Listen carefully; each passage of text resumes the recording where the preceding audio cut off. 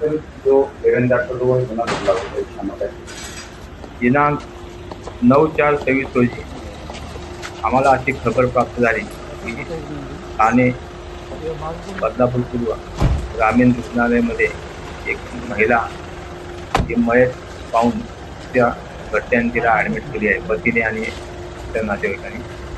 आणि त्याबद्दल त्यांचा काही संशय आहे. त्या अनुषंगाने मी स्वतः जाऊन त्याच्या घरी जाऊन सगळी चौकशी केली.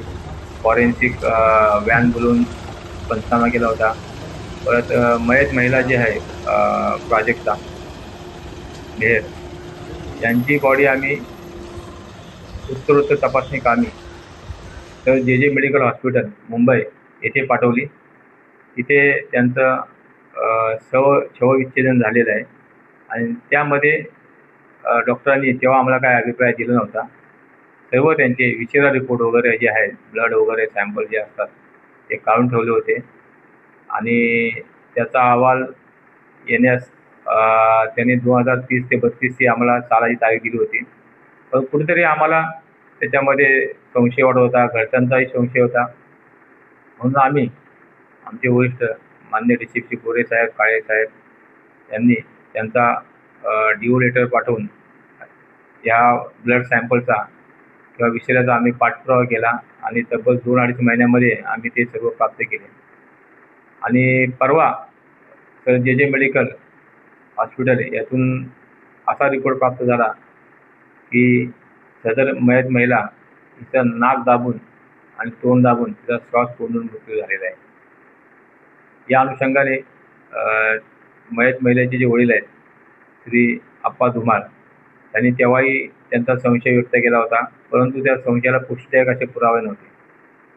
परंतु हा रिपोर्ट आल्यावर त्यांच्या संशयाला पुष्टीदायक पुरावा प्राप्त झाल्यानुसार मान्य वरिष्ठांनी आम्ही त्यांना ही गोष्ट सांगितली आणि त्या अनुषंगाने आम्ही तो 29/26 लेटर होता त्याला कन्वर्ट करून श्री धुमाळ यांची फिर्याद घेऊन CR नंबर 178/26 कलम 103(1) म्हणजे जो खुनाचा गुन्हा आहे आणि इतर नातेवाईक यांच्यावर 85 म्हणजे त्या महिलेचा शारीरिक व मानसिक छळ केल्याबद्दल आणि 3-5 सामुदायिकरित्या केलेली ही कृती असा आम्ही गुन्हा दाखल केला आहे. त्यामध्ये मयत महिलेचा पती योगेश मंगल मेहर व त्याची आई श्रीमती अरुणा मंगल मेहर हे त्या दिवशी घरी होते. त्यांचा जो छोटा एक मुलगा होता तो त्यांनी आदल्या दिवशी बघितलं होतं. मयत महिला ज्या दिवशी वारली की त्याचे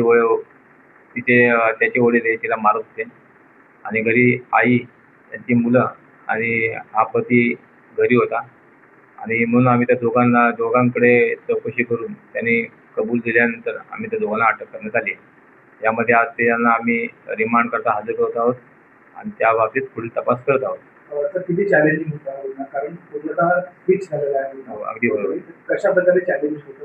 चॅलेंजिंग म्हणजे याच्यामध्ये फॉरेन्सिकचे एव्हिडन्स आपल्याला जास्त काय नव्हते, याच्यामध्ये प्लेन होते सगळे आणि पोस्टमार्टम रिपोर्टमध्ये जे विषेरा होते त्याचे पण बऱ्यापैकी रिपोर्ट निगेटिव्ह आले होते.